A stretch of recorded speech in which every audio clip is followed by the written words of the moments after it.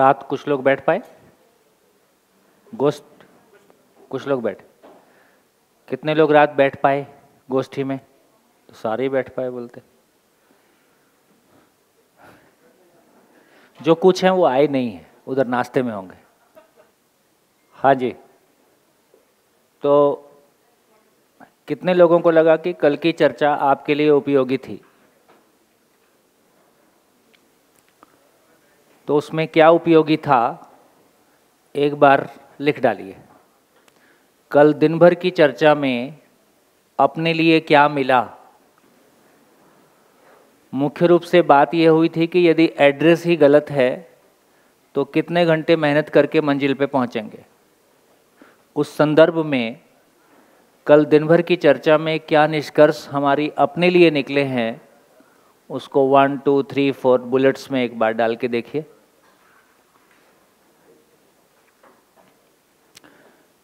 देखिए, मेरा बोलना और शिविर का चलना इम्पॉर्टेंट है, लेकिन उससे कहीं ज़्यादा इम्पॉर्टेंट है कि आप क्या निष्कर्ष ले पा रहे हैं, नहीं तो कथा ही है। तो सार बात यह है कि बहुत मानव की एक ही ताकत है कि उसमें सोचने समझने की शक्ति है। उसका पहला एक्सप्रेशन यही है कि उसमें ऑब्जर्वेशन की ताकत है। तो एक ओरिजिनल ऑब्जर्वर कैसा हो सकता है और कैसे हम चीज़ों को अपने में देख सकते हैं और ज़िंदगी में लंबी छलांग लगा सकते हैं। देखिए,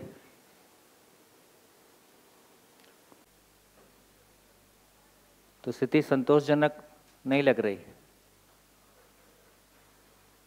मेरी गलतफहमी है या ऐसा ही है?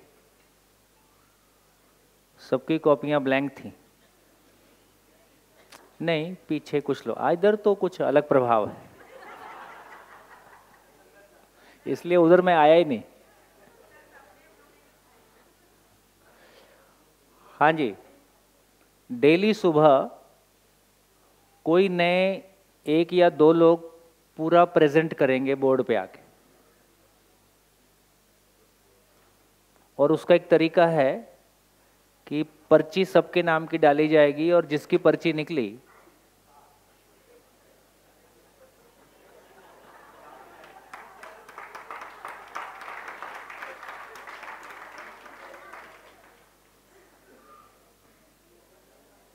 देखिए, मुझको नहीं पता है कि अभी आप किसके कहने से आए हैं,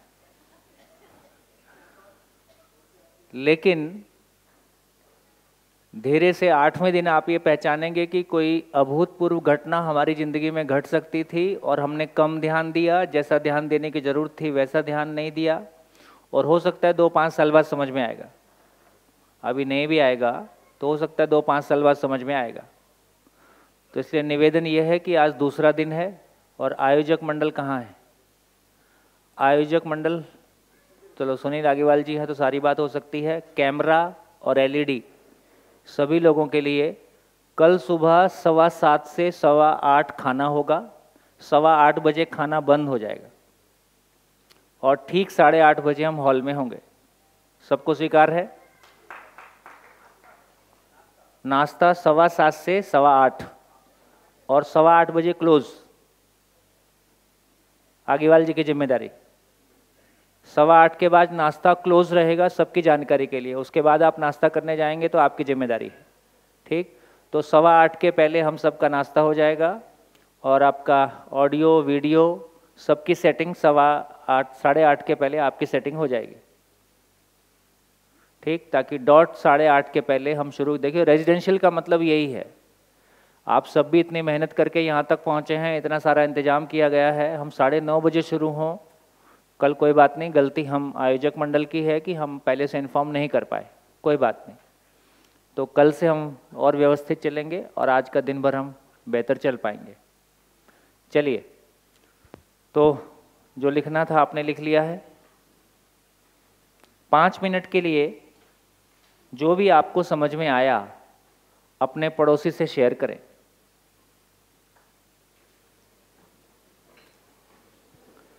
दोनों एक दूसरे से शेयर करें, एक ही मत शेयर करता रहे।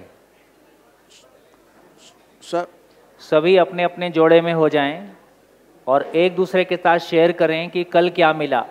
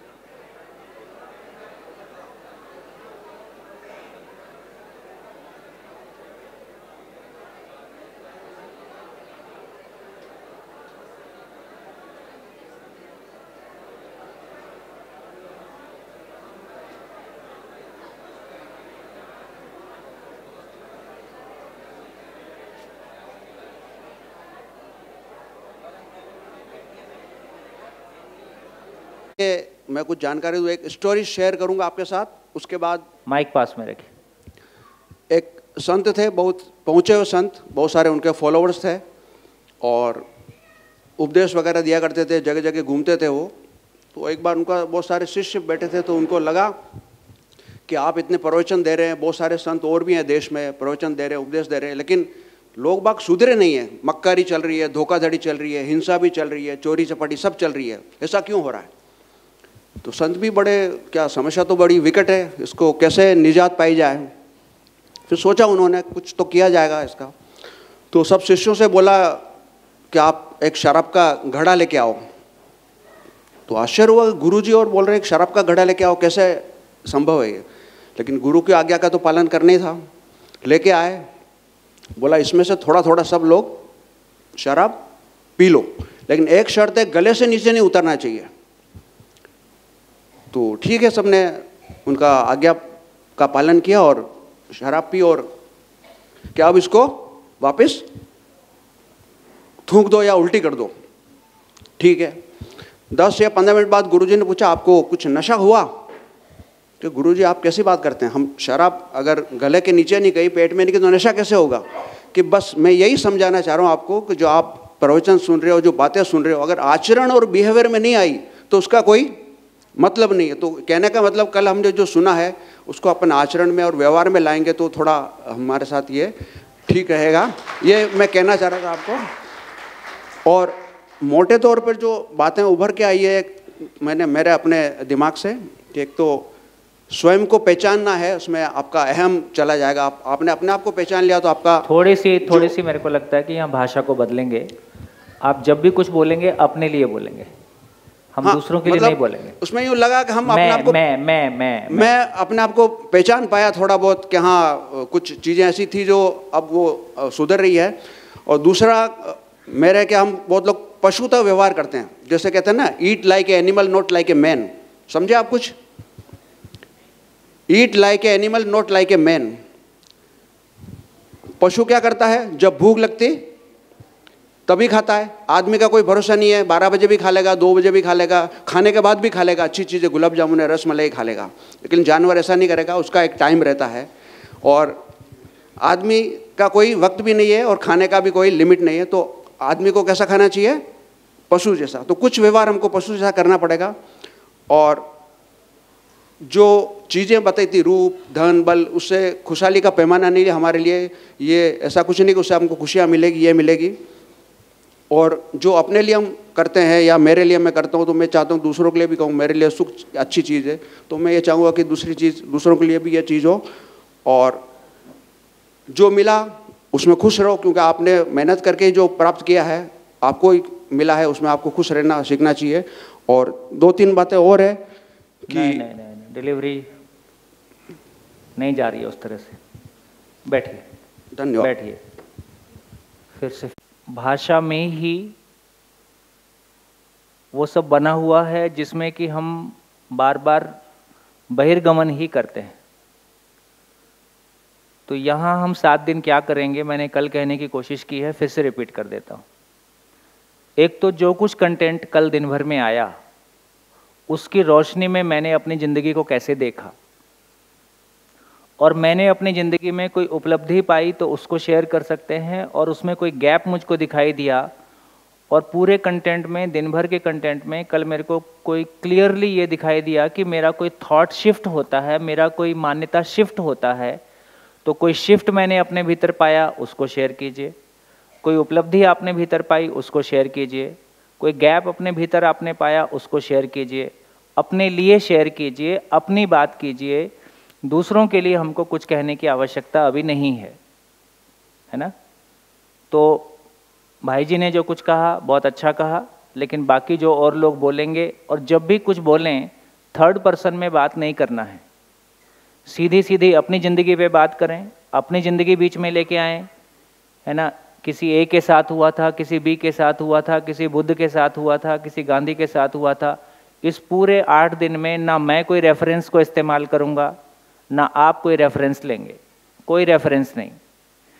सीधे सीधे बात आपकी की जा रही है, ना यहाँ रामचंद्र जी की बात की जा रही है, ना यहाँ कृष्ण महाराज की बात की जा रही है। वो तमाम बातें हम लोगों ने सुनी हैं, उसके जो भी अच्छाइयाँ हैं हम ग्रहण कर पाए हैं वो हमने ग्रहण की है। अभी जो बात भाई जी कहते रहे कि हाँ अंदर नहीं जाएगा तो कैसे होगा, तो मुझको लगता है इस बात को जैसे जैसे आगे हम बढ़ेंगे तो इस पर भी हमको एक कुछ अच्छा सोच मिलेगा कि बेसिकली हर आदमी जैसा है, मानव के साथ एक सूत्र है, वो जितने सुख के साथ जी रहा होता है उससे अधिक सुख के साथ होना ही चाहता है। इसलिए कोई समझना नहीं चाहता है ऐसा है नहीं, वो समझना ही चाहता है। हाँ, जहाँ वो खड़ा है उस पॉइंट को कैसे एड्रेस किया जा सके, तो मेरे को लगता है कि बहुत सारी हमारी परेशानियाँ जो प्रवचन विधि में रही हैं, है ना, जो साधना विधि में रही हैं, क्योंकि हर व्यक्ति की अपनी एक मनस्थिति है। साधना करने वाला जिस मनस्थिति से बोल रहा होता है, सुनने वाला उस मनस्थिति के साथ नहीं होता है, इसलिए वो ग्रहणशीलता आ भी नहीं पाती है। तो बात बिल्कुल ठीक है। तो मेरे को लगता है कि इस धरातल पे बहुत कुछ बदलेगा और जैसे जैसे हम आगे चलेंगे बहुत सारी नई विंडो खुलेंगी। तो मेरे को लगता है कि आपको ये बातें ध्यान में रहेंगी कि मैं जो कुछ कहूँगा अपने लिए कहूँगा, मेरी ज़िंदगी से कहूँगा, मेरी ज़िंदगी बीच में लाऊँगा, कोई बाहर का एग्जाम्पल कोट नहीं करूँगा। धन्यवाद। हाँ जी, नेक्स्ट।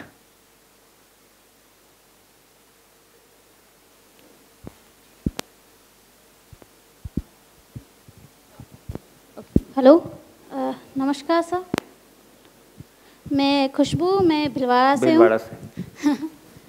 सो मुझे इतना पता चला है कि जो भी अभी मैंने कल सीखा या मैं कुछ टाइम से कोशिश कर रही हूँ अपने आप को जानने की, तो मुझे एक गैप पता चला है अपना कि जब भी मैं कुछ सोचती हूँ या कुछ लाइक इंटरटेनमेंट से जुड़ी कुछ चीज़ें देखती हूँ या कुछ भी खरीदने जाती हूँ, तो मुझे समझ ही नहीं आता। मैं हमेशा सोचने की कोशिश करती हूँ कि मुझे ये ज़रूरत है भी या नहीं, कि मैं मतलब हो सकता है इससे भी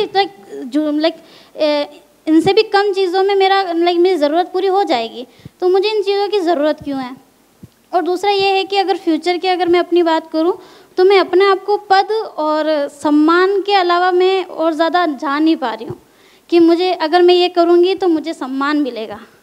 और कोशिश कर रही हूँ कि अपने रिश्ते अच्छे बनाऊँ, पर लगता है कि वह जैसा चल रहा है वैसे चलने दो। हाँ, जैसे चल रहा है वैसे चलने दो का एक सीधा मतलब इतना ही है कि हमारे भीतर ऐसा कोई विश्वास, ऐसी कोई आशा भी नहीं बची है कि ये ठीक हो सकता है। जब हमारे भीतर वो आशा ही खत्म हो जाती है तो फिर ठीक है, जैसे चल रहा है चलने दो, उसके अलावा हमारे पास रास्ता भी क्या है। हाँ, पर ये हिम्मत भी नहीं हो रही ना कि इतने सालों से वो रिश्ता ऐसा चला है और अब जाके कहेंगे कि ठीक है हम अच्छे से बात कर सकते हैं। तो कैसे? मेरे को लगता है कि रिश्ता तो बाद में चलेगा, पहले अभी जब हम बात शुरू करेंगे तो पहले रिश्ता चलेगा कि पहले हम चलेंगे? पहले हम चलेंगे। बस पहले हम चलेंगे तो रिश्ता चलेगा।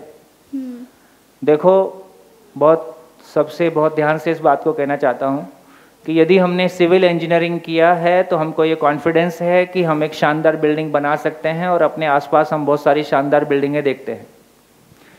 ये उस तरह की बात की जा रही है कि यदि हमको ज़िंदगी समझ में आती है तो बिल्कुल उतने ही कॉन्फिडेंस के साथ ज़िंदगी भी खड़ी की जा सकती है।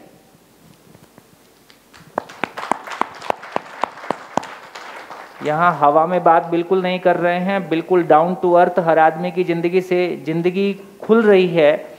जो कुछ कहा जा रहा है आपसे साफ साफ कहा जा रहा है कि जो भी कुछ कहा जा रहा है वो आपको मानना नहीं है, आप असहमत होने के लिए पूरी ताकत लगाएं। और आज जो प्रस्तुतियां होंगी उसमें सहमति वाली प्रस्तुतियों को बहुत करने की आवश्यकता अब नहीं है। पहला दिन था, सब कुछ एंटरटेन किया गया ताकि सभा एक हार्मोनाइज हो जाए, सभा स्टेबल हो जाए। कल की हमारी दिन भर की जो भी कुछ प्रोसेस हमने किया उसके लिए सभा को जोरदार एप्रिसिएशन है कि पहले दिन में जिस तरह का इन्वॉल्वमेंट आने की ज़रूरत है उससे बेहतर इन्वॉल्वमेंट आया है। और हम काफ़ी पहले ही दिन ऐसा लगा है कि जैसे बिल्कुल हम 2-3 दिन की यात्रा कर चुके हैं इन्वॉल्वमेंट के रूप में, है ना। और भीलवाड़ा को विशेष धन्यवाद। धन्यवाद। तो आज अब जो प्रस्तुतियाँ होंगी, जब हम आगे डिस्कशन में बढ़ेंगे तो सहमति वाले भाग को कम लेंगे, असहमति वाले भाग को ज़्यादा लेंगे। जी, मेरा नाम सोनाली है, मैं भिलवाड़ा से हूँ। मैंने जो कल जितना भी समझा यहाँ पे कितना ग्रुप है भीलवाड़ा का, कितनी संख्या है? गुड, शानदार, बहुत बढ़िया। तो उससे मुझे अपना सबसे पहली चीज़ तो एक कह सकते कि गिल्ट कम बोलूँगी, रियलाइजेशन जो ऑब्जर्वेशन मोड होता है वो स्टार्ट होना शुरू हुआ। मतलब जितनी भी चीज़ें समझ में आई, पहला सवाल तो खुद के लिए ये खड़ा हुआ कि यही डिफरेंस पता ही नहीं था, जिंदा रहना अलग होता है, जीना अलग होता है। शब्दों को अलग नहीं करे पर समझ में भी नहीं थी वो चीज़। तो जब सारी चीज़ें पुरानी देखी, चाहे किसी एग्ज़ाम के फॉर्म भरने से लेके कोई कोर्स करने तक, कोई डिग्री करने तक, तो यही समझ में आया कि मैंने हर चीज़ फ्यूचर की चिंता के तौर पे ही किए कि ऐसा हो जाएगा। इवन खुद के फ्यूचर के लिए भी कभी सोचते, चाहे रिश्तों में हो, चाहे मतलब मैंने जब भी खुद के लिए भी सोचा रिश्तों में या किसी भी चीज़ में, तो ये समझ में आया कि डर था वहाँ पे, या एक स्टेबिलिटी ढूंढ रहे थे कि बस कुछ स्टेबल मिल जाए, कुछ गलत ना हो जाए, मतलब वो डर ही था वो चीज़ में।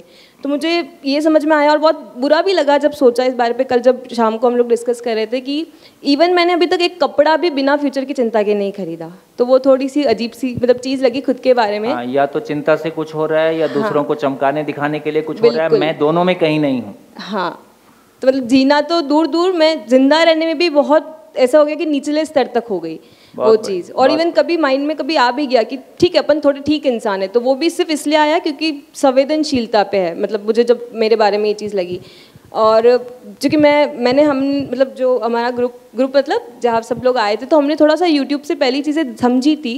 तो एक चीज़ मुझे जो अभी तक इसकी उपलब्धि लगी, यहाँ से तभी सीखना मैंने अब स्टार्ट किया है। पर जैसे ये मेरे सर भी है और कह सकते हैं एम्प्लॉयर भी है, तो और टीचर भी रहे, तो हमेशा ऐसा होता था कि 5 साल हो गए हमें साथ में काम करते हुए, पर हमेशा ऐसा होता था कि कॉन्फ्लिक्ट्स बहुत ज़्यादा होते थे। सर ने कुछ कहा, मुझे सही नहीं लगा, तो मैं मतलब एक माइंड करने वाली बहुत बुरी हैबिट हो चुकी थी कि ऐसा मुझे ही क्यों कहा, मैं स्टूडेंट हूँ तो वैसा क्यों नहीं समझा, और एक एम्प्लॉय की जैसा ही क्यों समझा। तो जो चीज़ें सबसे इम्पोर्टेंट मेरे लिए अभी पिछले 4-5 महीनों में जितना हमने सुना समझा, उसमें सबसे बड़ी उपलब्धि अभी तक सिर्फ ये रही कि मुझे माइंड करने वाली हैबिट बहुत कम हो गई। ये समझ में आने लगा कि सर कुछ भी कहे वो इसलिए नहीं कह रहे कि उनको कुछ अपना अच्छा बताना, वो इसलिए कह रहे कि मेरा कुछ अच्छा हो सकता है। मुझे अपने गैप दिखने शुरू हो गए, तो वो सबसे बड़ी चीज़ थी।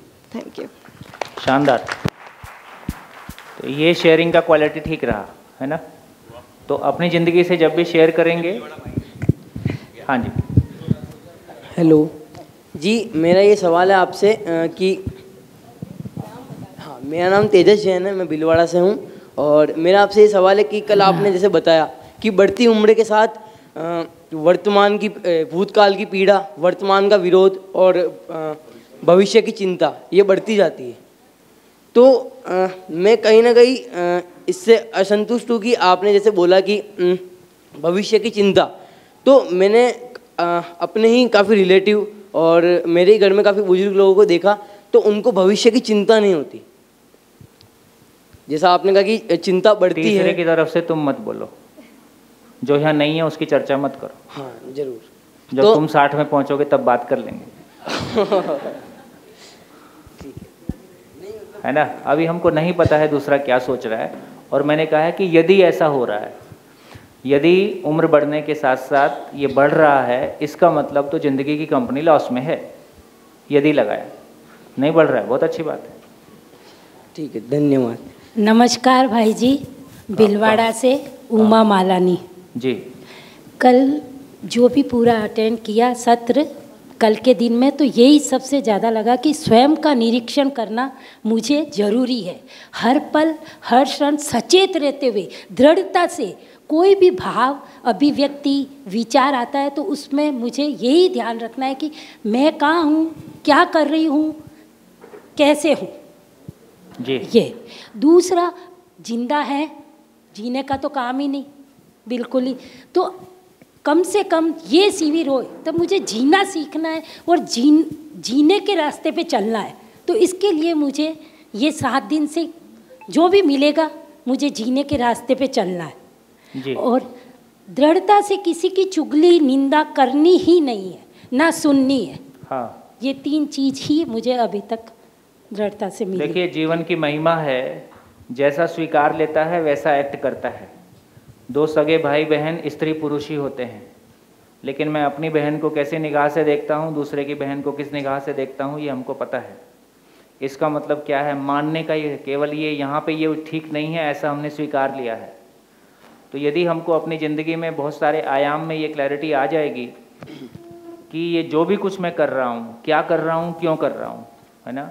इसलिए अध्ययन की परिभाषा भी है अनुभव की रोशनी में, ज्ञान की रोशनी में क्या कर रहा हूँ, क्यों कर रहा हूँ। कल भी किसी ने कहा कि क्या कर रहा हूँ ये इतना महत्वपूर्ण नहीं है, क्यों कर रहा हूँ ये ज़्यादा महत्वपूर्ण है, दृष्टि क्या है उसके पीछे। तो अभी तक हमारे ज़्यादा हमने आदमी की सोच विचार को भौतिक क्षेत्र में लगाया है कि मैं इंजीनियरिंग करूँ, इंजीनियरिंग का कोई काम करूँ, मेडिकल का कोई काम करूँ। मेरे भाव और विचार को समझने की दृष्टि से, मेरी ज़िंदगी को समझने की दृष्टि से हमारा ऊर्जा भी कम लगा है। कल भी हमने चर्चा किया कि हमारे पास दो रास्ते उपलब्ध रहे हैं, या तो हम ईश्वर को समझने की तरफ गए हैं या हम शरीर को भोगने की तरफ गए हैं। दोनों रास्तों की सीमाएं हमने देखी हैं, दोनों रास्ते व्यक्तिवादी हैं, अकेले की यात्रा है। सही अर्थों में देखा जाए तो अभी हमारे पास परिवार एज ए होल की कोई यात्रा ही नहीं है। हम एक छत के नीचे हैं, अपने अपने उद्देश्य को लेकर जी रहे हैं, चाहे उसका नाम कैरियर है, चाहे उसका नाम साधना है। और मेरे को दूसरा, मेरे जो मैं सोच के चल रहा हूँ, दूसरा उसमें सहयोगी हो जाए तो ठीक है, नहीं सहयोगी हुआ तो फिर वो मेरा नहीं है। वहाँ से गैप बनना शुरू हो जाता है और अंततः 60 तक पहुँचते पहुँचते हम सब अकेले हैं। तो इसका मतलब है कि परिवार एज ए होल की कोई यात्रा अभी डाइनिंग टेबल पे ही होती है। पूरा परिवार यदि किसी परिवार में एक जगह बैठता है तो वो खाने की टेबल है जहाँ हम साथ बैठ पाते हैं। वो भी कुछ परिवारों में है, कुछ परिवारों में वो भी नहीं बचा है। तो मानसिक यात्रा पूरे परिवार की एज ए होल जर्नी है, उसको धीरे धीरे समझने की कोशिश करेंगे। जी धन्यवाद। Good morning to everyone, myself Nipul from Anand Niketan school शीलज। काफ़ी टाइम से मैं ये फॉलो कर रहा हूँ कि I think positive for my self and good for my self and automatically you know I can see good in others. कल के पूरे दिन से मुझे ये पता चला कि मैं ये सही कर रहा हूँ और बहुत क्लियर हो गया मेरा। So thank you so much. बहुत बढ़िया। नमस्कार, सभी को दशहरे की शुभकामनाएं। मैं पुरुषोत्तम शर्मा कोटा से। यहाँ लोग आधा घंटा 1 घंटा दशहरा मनाएंगे, हम लोग 7 दिन दशहरा मनाएंगे। बिल्कुल, आज से शुरू कर दिया रावण मारना। भीतर का रावण मरे, इसकी तैयारी आज से सुबह से शुरू की। अजनबी लोग हैं बहुत सारे, कोटा से 1-2 परिवार हैं। जैसे ही देखता किसी का भी चेहरा, पहले मुस्कुराता और फिर उनसे गुड मॉर्निंग करता। धीमे से पूछता कहाँ से?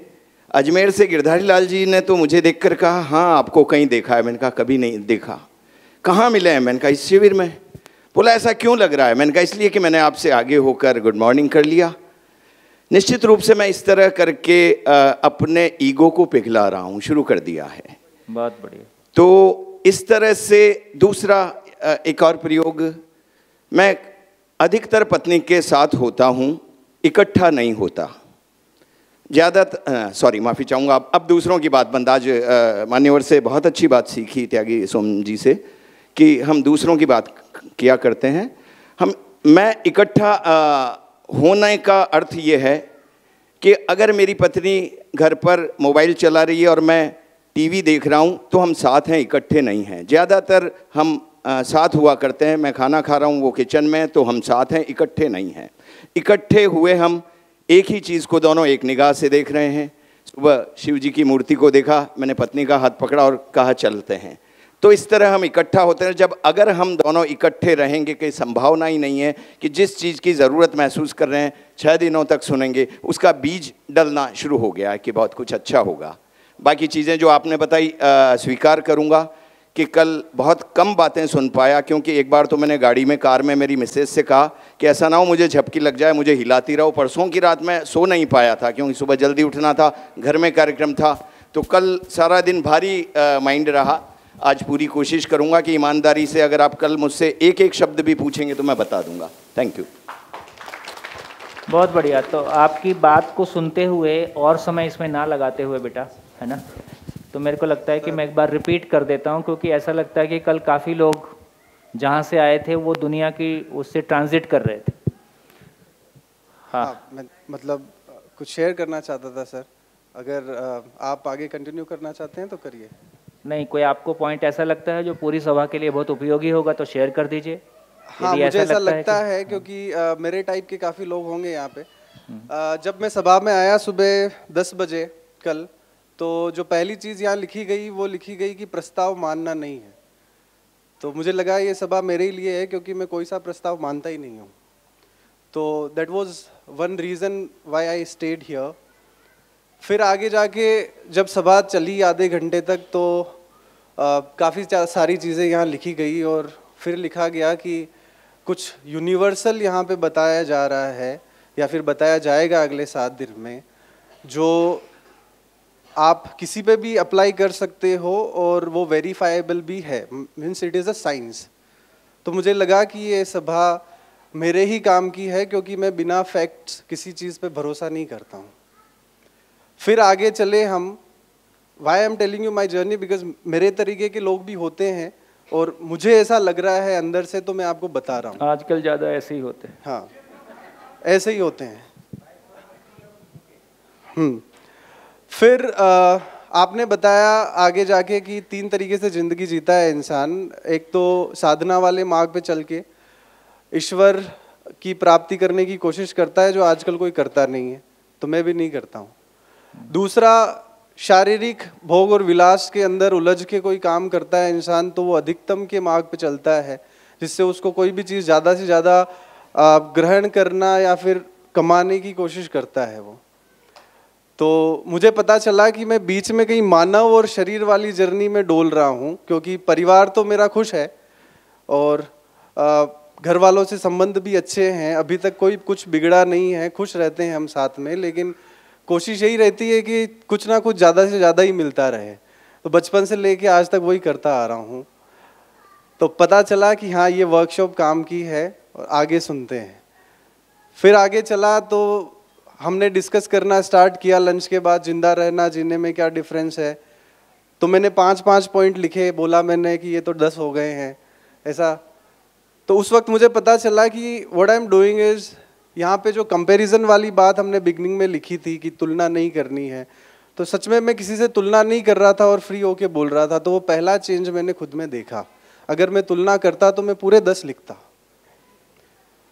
ये जो छोटे छोटे चेंजेस आए हैं, मतलब आपने बोला कि खुद में क्या ऑब्जर्व किया, बस तो मैं वही बता रहा हूँ कि मैंने ये चीज़ें ऑब्जर्व करी है। फिर जिंदा रहने और जीने में जो मैंने डिफरेंस बताए और मैंने जो लिखे थे और आपने जो बताया, उसमें जो मुझे अंतर लगा, उससे मेरी दिमाग और खुल गया कि जो मैं सोचता हूँ वो तो सिर्फ स्टार्टिंग है, एक्चुअल गणित तो कहीं और ही स्टार्ट होगी। बहुत कुछ खुलने वाला है, बस मानसिक तैयारी बनाए रखें, है ना। बैठिए। Thank you sir. बैठिए करते हैं बहुत कुछ शेयर करेंगे। मैं सोचता हूँ कि सही अर्थों में कल का दिन स्टेबल होने में चला गया। हालांकि बहुत सारी बातें कल हमने की हैं, लेकिन फिर भी मैं एक बार रिपीट कर देता हूँ 10 मिनट में, ताकि कल का एक रिकैप हो जाएगा और हम आगे बढ़ पाएंगे, है ना। मुख्य रूप से जो कल की चर्चा रही, उसमें हमने इस बात पे बार बार फोकस किया कि यदि ज़िंदगी का एड्रेस ही गलत है तो मैं कितने साल कितने घंटे मेहनत करूं कि मंजिल पे पहुंच जाऊंगा। ठीक हो गया। यदि ज़िंदगी का एड्रेस ही गलत है तो मैं कितने साल तक कितने घंटे रोज मेहनत करूं कि मैं मंजिल पे पहुंच पाऊंगा। ठीक, तो कितने साल नहीं, कितनी भी शरीर यात्राएं करें तो भी पहुंचने की संभावना कम है। तो इसका अर्थ ये हुआ कि कहीं ना कहीं इस बात पे हमारा ध्यान जा रहा है कि कहीं जो कुछ हमने माना हुआ है, जिंदगी को जैसा हमने समझा है, जैसा हमने माना है, उसमें ही तो कहीं लोचा नहीं है, उसमें ही तो कोई गैप नहीं है। उसको पहचानने के लिए हमने चर्चा शुरू किया कि जिंदा रहना और जीना, पहले इसको डिफरेंशिएट करते हैं, क्योंकि हम अधिकांश लोग ऐसा मानते ही हैं कि हम जी रहे हैं और अभी जीने का मतलब इतना ही है कि घर में एसी और कार में एसी लग जाए, घर 5 स्टार हो जाए, है ना, या हम कोई समाज सेवा ऐसी करते हैं जिसमें बहुत सारे लोगों के लिए हम कुछ अच्छा करते हैं, चाहे वो कंबल बांटे, चाहे खाना खिलाया, चाहे हमने बहुत सारे बच्चों को, है ना, चैरिटेबल हॉस्पिटल बना दिया। तो हमारी बहुत सारी चीज़ें ऐसी हैं जिनको हमने माना हुआ है, जबकि ज़िंदगी की सच्चाई उससे हटके है। एक बार हमारा उस बात पे ध्यान चला जाए तो हमने ये पहचाना कि जब हम जिंदा रहने की बात कर रहे हैं तो 4 विषय, आहार, निद्रा, भय और प्रजनन, 5 इंद्रियां, शब्द, स्पर्श, रूप, रस, गंध, आँख, नाक, कान, 5 सेंसेस के रूप में हम सभी पहचानते ही हैं। तो पशु में भी ये है और मानव में भी है, लेकिन हमने पाया कि पशु इसको जैसा यूज़ करता है, मानव इसको जैसा यूज़ करता है, दोनों अलग अलग है। क्या हमने पाया? पशु पांचों इंद्रियों को यूज करता है ताकि 4 विषय पूर्वक वो जिंदा रह सके। मानव इसके जस्ट उल्टा करता है। मानव 4 विषय को यूज करता है ताकि पांचों इंद्रियों से सुख पा सके, है ना। आज दोकले में सुख नहीं मिला बहुत लोगों को।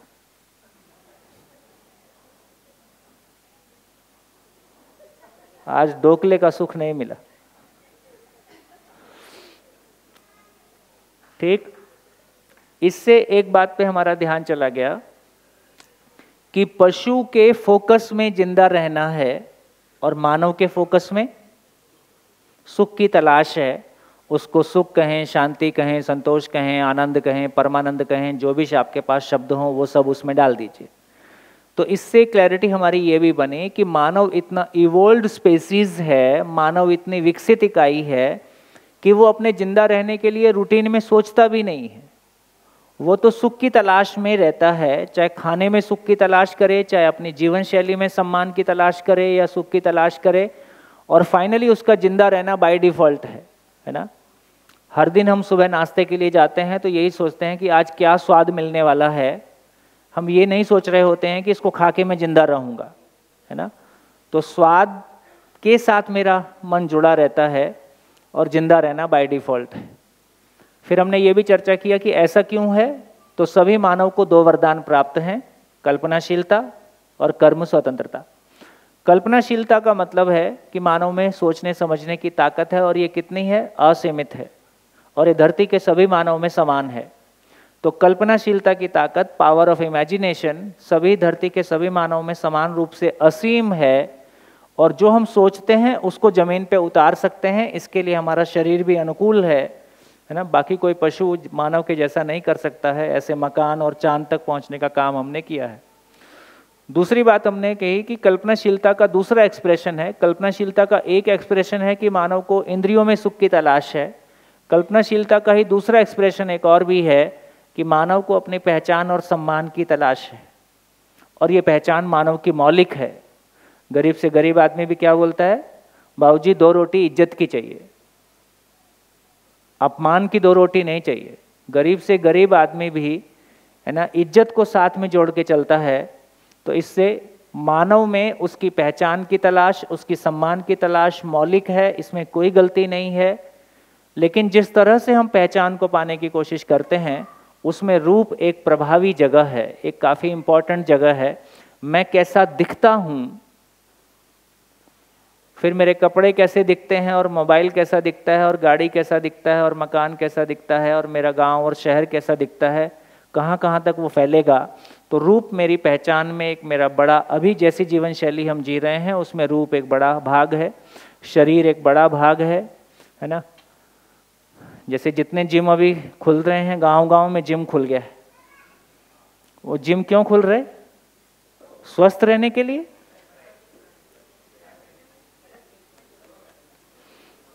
है ना। अब तक तो ये था कि ये अच्छा दिखे, उसमें से भी ये ज़्यादा अच्छा दिखे। तो बाल की सेवा सबसे ज़्यादा, कोशिका की सेवा उससे कम, और जो इस कोशिका को चलाता है वो बेचारा लावारिस है।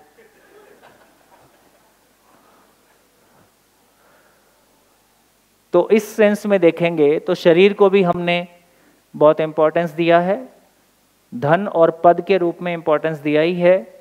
तो जब तक स्कूल कॉलेज में रहते हैं तो मार्क्स कितने आए, कॉलेज के बाहर निकले तो पैसा कितना आया, इतना ही हमारी चर्चा का मुद्दा है। फाइनली फिर पद भी हमारी पहचान के उसमें जुड़ा हुआ है।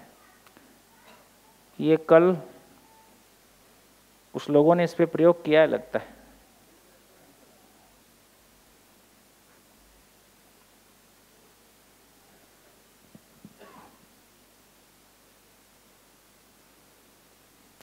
तो कल हमने ये चर्चा किया था कि मानव की सम्मान की पहचान कैसी है, स्थायी है कि अस्थायी है।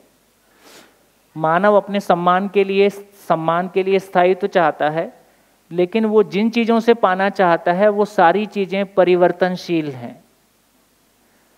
शरीर आज जैसा है कल ऐसा नहीं रहेगा, रूप बल धन पद जैसा आज है कल ऐसा नहीं रहेगा, ये बात निश्चित है। तुम सारी जिंदगी क्या कोशिश कर रहे, है ना? हाँ, पकड़ के रखना चाहता है, शरीर को पकड़ के। देखो नेचर में कोई चीज जा नहीं रही है। जब तक बाप की जवानी ढलती है तब तक बेटा जवान हो जाता है, बेटी जवान हो जाती है। तो जवानी शिफ्ट हो गई है, कहीं गई नहीं है। अब बाप यदि इसी जिद में है कि मेरी बनी रहे तो प्रॉब्लम। तो इसका मतलब है जितनी भी भौतिक रासायनिक चीजें हैं, फिजिकल केमिकल एंटिटीज हैं, वो सब परिवर्तनशील हैं। उनसे मैंने अपनी पहचान को, सम्मान को जोड़ा है। तो मैं क्या करने की कोशिश करता हूं? मैं परिवर्तनशील चीजों से स्थायित्व पाने का असफल प्रयास करता हूं। ये जिंदगी का सबसे बड़ा लोचा है, सबसे बड़ा लफड़ा। कहने में थोड़ी मेरे को अभी दिक्कत हो रही है ना? चल, लोचा चलेगा ना? हाँ, आप समझ लेना, लोचा और लफड़ा इक्विवेलेंट है। अच्छा, लोचा ही है ना, लफड़ा नहीं। अच्छा, हाँ, अच्छा, लोचा होता है, लफड़ा किया जाता है।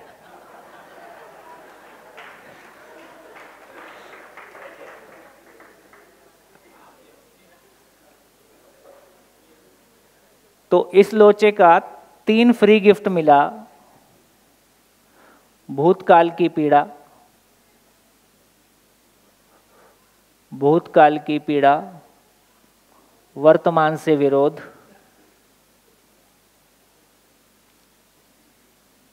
और भविष्य की चिंता। देखिए, हमारी भीलवाड़ा वाली एक बहन अभी जो बोल रही थी, तो मैं ये कहना चाहता हूं कि इनसिक्योरिटी से हम जिंदगी में कोई लंबी छलांग नहीं लगा सकते। दूसरे के साथ कंपैरिजन करके जो मोटिवेशन घर वालों ने हमको दिया है, उससे हम कोई लंबी छलांग नहीं लगा सकते हैं। इसका एक बड़ा मतलब ये है कि हम सभी माँ बाप असुरक्षा से ग्रस्त हैं, और हमारी सारी बच्चों के साथ में चर्चा का जो केंद्र है उसमें असुरक्षा बनी रहती है। बच्चे और हमारे बीच में गैप क्या है? बच्चों को जिंदगी की तलाश है, हम उनको सेफ देखना चाहते हैं। ये बात पहुंच रही? बच्चों को जिंदगी की तलाश है और जिंदगी के लिए वो कोई भी खतरा लेने के लिए तैयार हैं। तो बच्चे कोई भी जिंदगी पाने के लिए, अपनी खुशी पाने के लिए, जैसा वो अपने सपनों का संसार बनाना चाहते हैं, उसके लिए जो कुछ भी करना पड़े वो उसके लिए उनका फोकस वो है। हमारा फोकस क्या है? सेफ रहो। तो हम बेसिकली सेफ रहो कहां से आ रहा है? सेफ रहो कहां से आ रहा है?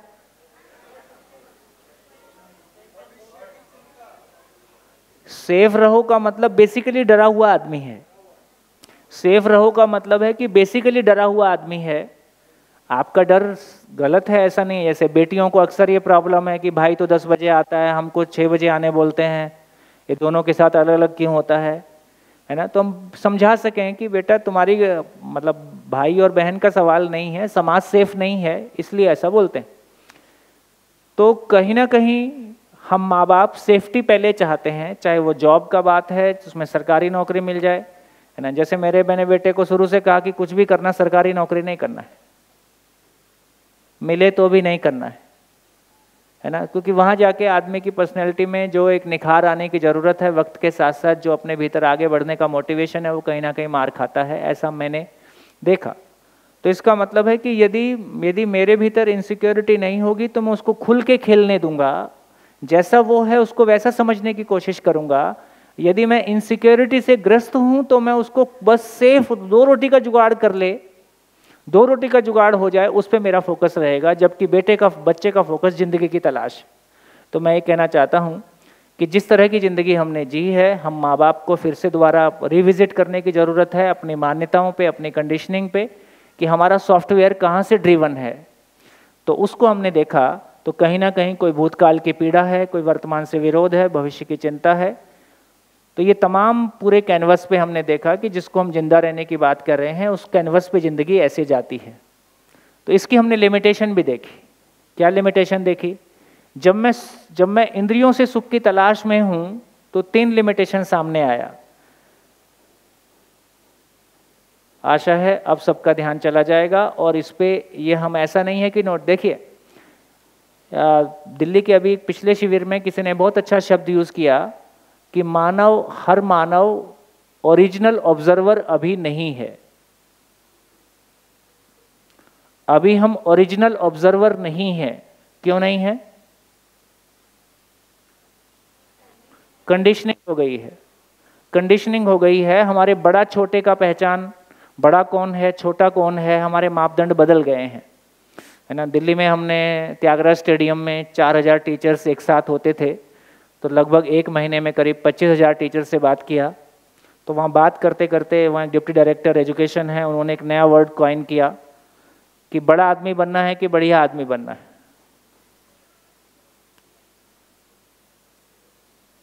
तो दिल्ली वाले हैं, तो बोले सर हमारे यहाँ बड़ा ही बढ़िया होता है।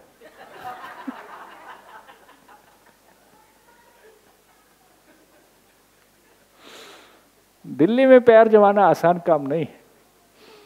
ये एक सुखद सौभाग्य रहा कि पिछले 5 सालों में दिल्ली में जो कुछ भी प्रयास हुआ उसकी ध्वनि देश तक भी गई, विदेश तक भी गई, और काफ़ी एक अच्छा माहौल बना है। लेकिन इस बात पे क्योंकि हमारी कंडीशनिंग हो गई है, हमारी कंडीशनिंग हो गई है कि गोरा रंग, 6 फुट, ब्राह्मण, दिल्ली और मुंबई और दुबई, है ना। तो अब हम ओरिजिनल ऑब्जर्वर नहीं हैं। हमारी दृष्टि प्रभावित है, हमारी दृष्टि कंडीशनड है। लेकिन यदि सही अर्थों में कहा जाए तो मैंने भी इंजीनियरिंग कॉलेज के युवाओं के साथ, दिल्ली IIT के साथ और तमाम NITs के साथ में काफ़ी वर्कशॉप्स किए हैं। युवाओं में फिर भी वो चीज़ बची रहती है, क्योंकि अभी इनके सामने लिमिटेशन नहीं आई है। शादी नहीं हुई है तो ऊंट पहाड़ के नीचे नहीं आया है, और जॉब में नहीं आए हैं, और संसार की अभी उसमें कूदे नहीं हैं, तो अभी बहुत सारी कंडीशनिंग नहीं हुई है। तो जितना ओरिजिनल ये देख पाते हैं वो अप्रिशिएबल है, और मेरे को लगता है कि इस एज में यदि फाउंडेशन मजबूत हो जाए तो हम काफ़ी आगे जा सकते हैं। फाइनली हमने कहा कि चर्चा हम कर रहे थे कि सुख के लिमिटेशन को हमने 3 तरह से देखा। एक तो ये बात हमारे ध्यान में आ गई कि हम सुख कितना चाहते हैं। धरती का हर मानव एक क्षण के लिए भी दुखी होना नहीं चाहता है, एक क्षण के लिए भी अपमानित होना नहीं चाहता है। वो सुख की निरंतरता ही चाहता है। इससे कम में जो कुछ है वो कॉम्प्रोमाइज है, वो दुख है। लेकिन इंद्रिय सुख से कितना मिलता है? क्षणिक मिलता है। मेहनत बहुत ज़्यादा, मिलता बहुत छोटा सा है ना। कभी हम चर्चा करते हैं कि एक कौर जीभ पे आता है तो उससे कितना सुख मिलता है, और एक कौर जीभ पे आने के लिए कितने लोगों ने मेहनत किया है। किसी ने फसल उगाई होगी, किसी ने उसको काटा होगा, पोसा होगा, है ना, पैक किया होगा, थोक के पास आया होगा, रिटेल के पास आया होगा, प्रोसेस किया होगा, किचन में आया होगा, तब एक कौर जीभ पे आया। और कितने सेकंड के लिए स्वाद आया और गया। तो मेहनत बहुत ज़्यादा है, उपलब्धि बहुत छोटी है सुख के रूप में, मिलने वाली चीज़ क्षणिक है, और इसकी निर्भरता है, शरीर पे निर्भरता है। चाहे मेरा ही शरीर क्यों ना सही, मेरे को मीठा खाना अच्छा लगता है कि, लेकिन डायबिटिक है तो मैं नहीं कर सकता हूँ, और शरीर की एक सीमा है भोगने की, जबकि मैं निरंतरता चाहता हूँ। तीसरी जो बात है मेरे को लगता है वो ज़्यादा इम्पॉर्टेंट है, उस पर हमारा ध्यान चला जाए तो कल हमने कहा कि इंद्रियों का जीने के साथ इनवर्स रिलेशनशिप है। क्या मतलब? कल हमने इस एग्जाम्पल को चर्चा किया कि यदि एक पत्नी को लगता है कि उसका पति इंद्रियों के मामले में अनियंत्रित है, तो वो पति के प्रति ज़्यादा विश्वास से संबंध में, पति के साथ संबंध के प्रति ज़्यादा विश्वास आएगा या उसके विश्वास में कमी आएगी। ठीक हो गया? इसको रिवर्स करके देखा जा सकता है। उसी तरह से इसको अपने ऊपर डाल के देखा जाए कि यदि मुझको ये स्वीकार होता है कि इंद्रियों के मामले में मैं नियंत्रित नहीं हूँ, मैं अनियंत्रित हूँ, है ना, खाना मेरे सामने आता है और मुझको पता चलता है कि पेट भर गया है, उसके बाद भी मैं खाता रहता हूँ। ये मैंने एक एग्जाम्पल दिया, बाकी सारे एग्जाम्पल आप सोच सकते हैं। तो यदि मुझको ये स्वीकार होता है कि इंद्रियों के मामले में मैं अनियंत्रित हूँ, तो मेरा स्वयं के प्रति सम्मान बढ़ता है, स्वयं के प्रति विश्वास बढ़ता है या कम होता है? कम होता है, ये अपने को पता चलता है। इसका अर्थ है इंद्रियों में मैं जितना सुख पाने जाता हूं, जिंदगी से मैं उतना दूर जाता हूं। इसका ये मतलब नहीं है कि अपने मनपसंद का कपड़ा नहीं पहनेंगे, मनपसंद का नहीं खाएंगे, ऐसा कोई आदर्शवादी बात नहीं की जा रही है। लेकिन ये बात जरूर की जा रही है कि उसकी औकात को, उसकी हैसियत को समझने की ज़रूरत है। वो मेरे को वो चीज़ उपलब्ध करा ही नहीं सकती जिसकी मुझको तलाश। उसकी हैसियत नहीं है। बढ़िया, एक बात पहुंच गई। अब ये एक दिन में ठीक नहीं होने वाला है, ये हजारों बार ऑब्जर्वेशन में आएगा, हजारों बार सामने खाने की कोई बढ़िया स्वादिष्ट चीज आएगी और मेरे भीतर ये विचार भी आएगा कि देखो भूख तो नहीं है, फिर भी मैं खा ही लूँगा। फिर एक ऑब्जर्वेशन आएगा, मैंने फिर वही गलती किया, फिर एक ऑब्जर्वेशन आएगा, ये 10,000 बार होगा। कोई मोमेंट आएगा जब ये स्वीकार हो जाएगा, उसके बाद वो गलती दोबारा नहीं होगी, है ना। और 0 and 1 नहीं है, 0 and 1 नहीं है। आज होता रहा, सुबह उठने के बाद बंद हो गया, ऐसी संभावना कम है। ग्रेजुअल उसका प्रभाव कम होता हुआ दिखाई देगा। तो ग्रेजुअली, धीरे धीरे कोई भी प्रभाव कम होता हुआ दिखाई देगा, नकारात्मक प्रभाव कम होता हुआ दिखाई देगा, सकारात्मक प्रभाव बढ़ता हुआ दिखाई देगा, और एक दिन वो मेरे हैंडल करने की जगह में आ जाएगा। एक दिन वो आ जाएगा जब मेरे को भरोसा होगा, मैं इंद्रियों को नियंत्रित करता हूँ, मैं मेरे मन को मैं चलाता हूँ, मन मुझको नहीं चला सकता, या मेरा मन या मेरी इंद्रियां मेरे नियंत्रण में है, और वो इसका सुकून, इसकी खुशी क्या हो सकती है वो उसके बाद ही पता चलता है जब वो नियंत्रण में आ जाता है। तो एक बात हमने कहने की कोशिश की कि मानव की एक सुख की तलाश है, उस सुख की तलाश का इंद्रियों पे निर्भर होने का जो प्रॉब्लम है, देखो इसी को कहा गया, जब मैं इंद्रियों से निरंतर सुख पाना चाहता हूँ, इंद्रियों से निरंतर सुख पाना, नीसु निरंतर सुख पाना चाहता हूँ, इसका नाम काम है। जब मैं किसी व्यक्ति विशेष के साथ जीकर निरंतर सुख पाना चाहता हूँ, इसका नाम मोह है। जब मैं किसी वस्तु के साथ, किसी भौतिक वस्तु के साथ निरंतर सुख पाना चाहता हूँ, इसका नाम लोभ है। और तीनों में लात खाता हूँ, इसका नाम क्रोध है।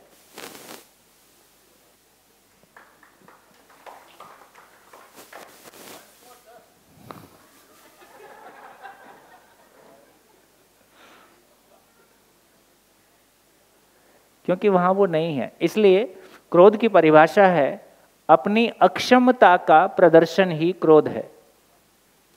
अपनी अक्षमता का प्रदर्शन ही क्रोध है। क्या अक्षम था? मेरे को सुखी होना नहीं आ रहा है। अक्षमता मतलब इनकॉम्पिटेंस। हाँ जी, कोई शब्द आपको समझ में नहीं आएगा तो आप बोल दीजिएगा, हिंदी इंग्लिश का प्रॉब्लम ना हो, है ना, क्योंकि मुझको तो सब ठीक ही लगता है, मेरे तो रोज की प्रैक्टिस। हाँ जी, क्या हुआ? अपनी अक्षमता का प्रदर्शन ही क्रोध है। ये पहुंच। हाँ बेटा, हम 4 विषयों की बात कर रहे हैं, आहार, निंदा, भय, प्रजनन। तो आहार, निंदा और प्रजनन तो क्लियर हो गया है, भय के ऊपर थोड़ी स्थिति क्लियर नहीं हो रही, तो उसको थोड़ा आप क्लियर करेंगे? देखो, भय का मतलब इतना ही है कि धरती के सभी मानव में कितने प्रकार के भय हो सकते हैं? गिना जा सकता है कि नहीं? कितने प्रकार के भय हो सकते हैं? अनगिनत भय हो सकते हैं। 4 ही होते हैं, 5वां ढूंढ के लाना तो पता चलेगा। प्राण भय, धन भय, पद भय और मान भय, यही 4 भय होते हैं। और सारी जिंदगी की सफलता का इतना ही मतलब है कि मैं इन 4 भय से मुक्त हो जाऊं।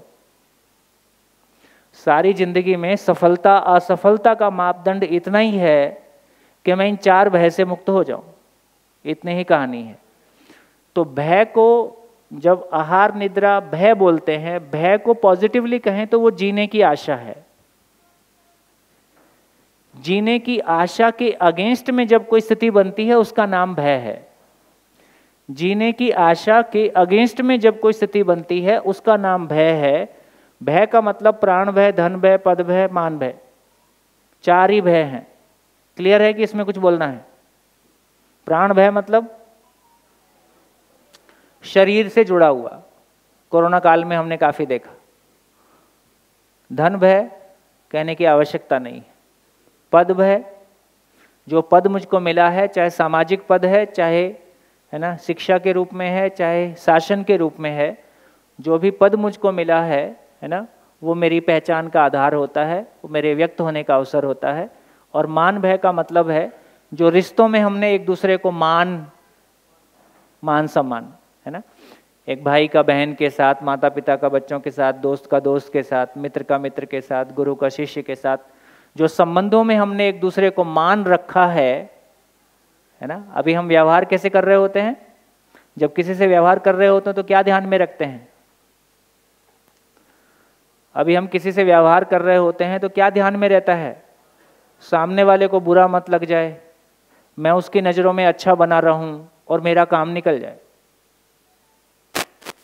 तो कहाँ से नियंत्रित हो रहा है? वो मान भय से नियंत्रित हो रहा है। तो यहाँ फिर ये भी कहा गया कि मैं व्यवहार से नियंत्रित हूं कि मैं व्यवहार को नियंत्रित करता हूं। व्यवहार मुझको नियंत्रित करता है कि मैं व्यवहार को नियंत्रित करता हूं। यदि व्यवहार मुझको नियंत्रित करता है तो मैं गुलाम हूं कि स्वतंत्र हूं? गुलाम हूं। और स्वतंत्र आदमी स्वतंत्र होगा, गुलाम आदमी तो सुखी नहीं हो सकता है।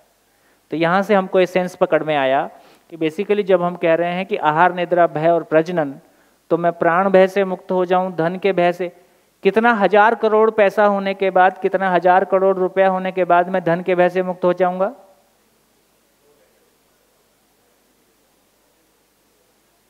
पहुंच रही बात? धरती की सारी संपत्ति एक आदमी की जिंदगी में सुख को छू नहीं सकती, ये नियम है। छू नहीं सकती, होना तो बहुत दूर की बात है ना। कल मेरे को लगता है बहन ने बहुत अच्छा बोला, क्या बोल दिया कि भौतिक वस्तु अपने आप में यदि जिंदा रहने का सामान देखें तो ये तमाम अपने लॉजिक, बार बार आपको ध्यान दिलाता हूं ताकि कोई लॉजिक अपने को स्वीकार हो जाएगा तो वो एक स्थिरता हमको देता है। भौतिक वस्तुएं अपने आप में भौतिक रासायनिक हैं, इसका मतलब सीमित हैं। रूप सीमित है, बल सीमित है, धन सीमित है, पद सीमित है, ठीक। और भाव कैसा है? असीमित है। क्या सीमित से असीमित को पाया जा सकता है? नहीं पाया जा सकता है। ये लॉजिक अपने आप में काफी स्ट्रांग था, है ना। उस पे हमको एक बार ऑब्जर्वेशन लेने की जरूरत है। कहाँ पहुंचे? वापस आ जाइए। कहाँ थे हम? इंद्रिय सुख पे। ये क्लैरिटी बन गई? आगे चलूं? हाँ सर, एक छोटा सा डाउट था कि जैसे अभी आप दो चीज़ों की बात कर रहे हैं, एक तो मैं कंटेंटमेंट को अंदर से फील करता हूँ, निरंतर सुख, और एक सेकंड चीज़ ऐसी हुई कि अभी मनोरंजन के बहुत सारे साधन हैं। जैसे मैं पर्सनली मेरी बात करूँ तो मुझे हॉरर मूवीज़ देखना बहुत अच्छा लगता है। अब वो हॉरर मूवीज़ इस भय का पार्ट है क्या कि जैसे बंजी जंपिंग हुआ, स्काई डाइविंग हुआ, हाँ, तो मेरे को क्यों करना है कि मेरे को अपने आप को एडवेंचरस फील कराना है कि मैं अपने आप कैंपिंग करना भी हुआ, इवन ट्रैकिंग करना हुआ। बेसिकली मनोरंजन की परिभाषा है कि आपकी ये बेसिकली मानसिक बेरोजगारी है। जी बिल्कुल। मेरे पास सुख नहीं है, मेरे पास सुख का सारा, देखो बहुत ध्यान देने लायक बात है, ये जितना एडवेंचरस गेम्स है कहाँ से आया? ये उन कंट्रीज से आया जी, ये उन कंट्रीज से आया जहाँ पे आहार जितना भोग सकते थे भोग लिया, सेक्स जितना भोग सकते थे भोग लिया, है ना, और नींद जितना भोगने था भोग लिया, और तीनों को भोग के पता चला कि इसमें सुख नहीं है और कोई आध्यात्मिक दरवाजा वहाँ खुलता नहीं है। जी। हमारे भारत में क्या होता है, जब भी कोई व्यक्ति जॉब कर रहा होता है, उसका मूड खराब होता है और जॉब में मन नहीं लग रहा होता है, तो क्या करता है? उसका पहला स्टेप ये हो सकता है कि वो किसी एनजीओ में चला जाए जॉब छोड़ के। बिल्कुल सही है। दूसरा स्टेप ये हो सकता है कि अपने एनजीओ बना ले। तीसरा स्टेप ये हो सकता है कि वो कहीं पहाड़ों में घूमने चला जाए, वो किसी साधु सन्यासी से मिलता है, वो कोई आध्यात्मिक यात्रा को कुछ खोजने लगता है, किसी गांधी को, बुद्ध को पढ़ने लगता है। तो यहाँ इस तरह का वातावरण उपलब्ध है कि जब भी आदमी भौतिकता से उबेगा, कुछ विकल्प उपलब्ध हैं जो हर व्यक्ति अपने तरीके से तलाश करता है। लेकिन जिन देशों में इस तरह के विकल्प उपलब्ध नहीं थे, उनके पास और कोई ऑप्शन ही नहीं था, आहार, निद्रा और प्रजनन तीनों को भोग लिया। अब क्या करेगा? भय बचा। तो मैं डरता नहीं हूं, ये अपने आप में एक बहुत बड़ा सुकून है। प्राण भय से मुक्ति आपकी बंजी जंप से लेके हॉरर मूवी देखने का सारा मामला ये सिर्फ एक बिंदु से आ रहा है कि मैं डरता नहीं हूं, मैं इस बात को फील करना चाहता हूं। मैं डरता नहीं हूं, इसका फील अपने आप में बहुत स्ट्रांग सुख देता है। जी, है ना। तो इसका मतलब है कि केवल वो प्राण भय से अपने आप को मुक्त देखने का एक प्रयास है, जो कि बेसिकली सुख नहीं है या बेसिकली वहाँ नहीं जाएगा। यदि हमको सुख का दरवाजा खुलेगा तो सारी ऊर्जा उधर अपने आप चली जाएगी। और सर मनोरंजन क्या हुआ फिर? मनोरंजन यही तो कहा कि सुख की समझ नहीं है तब तक मानसिक बेरोजगारी का नाम मनोरंजन है। तो वो आहार, निद्रा, भय, प्रजनन या रूप, बल, धनपद में से किस कैटेगरी में फॉल होगा मनोरंजन? हाँ सर, सारे में फॉल होगा।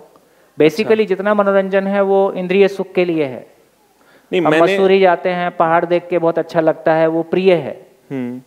तो या तो आहार को एंजॉय कर रहे हैं, या दृश्य को एंजॉय कर रहे हैं, या प्रजनन क्रिया को एंजॉय कर रहे हैं, या कुछ और कर रहे हैं। बेसिकली वो जितना मनोरंजन वाला पार्ट है वो इंद्रियों वाला पार्ट ज़्यादा है। या फिर हम कहेंगे कि हमारी पहचान में मनोरंजन वाला भाग कम है। मेरे को रूप से मैं अच्छा दिखूं जी, ऐसा मेरी चाहना है जी, पर ये मनोरंजन नहीं है, ये मेरी पहचान और सम्मान के साथ जुड़ी हुई कोई चीज़ है। सर जैसे मुझे थोड़ा सा डाउट हो रहा है कि राजू श्रीवास्तव एक कॉमेडियन है, वो जनरली कॉमेडी करता है, तो मैं देखता था और अभी भी कभी कभी देखता हूँ। अब वो तो किसी भी चीज़ को सरकाज़्म के रूप में देके बताता है कि एसी का जोक ले लिया, कुछ ले लिया, मैं उसको देख रहा हूँ। वहाँ मैं तो अपनी पहचान तो देख ही नहीं रहा। मेरा रूप भी नहीं हो रहा, बल भी नहीं हो रहा, धन भी नहीं हो रहा, पद भी नहीं हो रहा, आहार भी नहीं, निद्रा भी नहीं, भय भी नहीं, प्रजनन भी नहीं। तो मैं मतलब वो किस कैटेगरी में, मेरे को थोड़ा सा कंफ्यूजन अभी भी है। कोई बात जी, एक सुखापेक्षा है, सुखी होने की अपेक्षा है जी। तो जब तक अपने पास कोई पूंजी नहीं है तब तक उधारी का माल सही। जी जी जी, ठीक है, बिल्कुल ठीक है। और ज्यादा दिन देख के अच्छा नहीं लगेगा, वही करेक्टर आपको कुछ दिन बाद इरिटेटिंग लगने लगता है। नहीं, वो तो टेम्परेरी है, वो तो क्लियर हो रहा है सर, पर ये चीज समझ नहीं आ रही थी कि इनमें से वो कहाँ जा रहा है, ऐसा थोड़ा मतलब ये सारे उसके लिए माध्यम है जी। इंद्रिय सुख और रूप बल धन पे जो पहचान मिली है ये उसके लिए माध्यम है जी। फाइनली सुख कोई और चीज है तो दूसरा भी क्या कर रहा है वो बेसिकली आपको प्रिय लग रहा है। हाँ, वो जो मिमिक्री है जी, या कोई एक्टिंग है जी, तो बेसिकली वो आपको प्रिय लगता है। ठीक है, ओके सर। आंख से देखने में, कान से सुनने में। जी, thank you so much sir.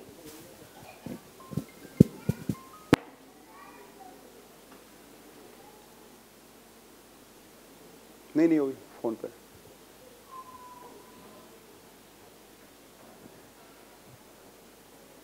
हाँ सर, शायद टेम्परेरी थ्रिल और परमानेंट थ्रिल की बात हो रही है। टेम्परेरी थ्रिल, हाँ, वो जो कर रहे हैं वो थ्रिल एंटरटेनमेंट, थ्रिल परमानेंट होता ही नहीं। हाँ, वो थ्रिल परमानेंट होता शायद वो बात हो रही है, टेम्परेरी ही होता है जी। थ्रिल परमानेंट हो ही नहीं सकता। तो वो जो परमानेंट सुख जो है वो, हाँ, उसकी बात आगे करेंगे। बढ़िया हो गया, आगे चलें।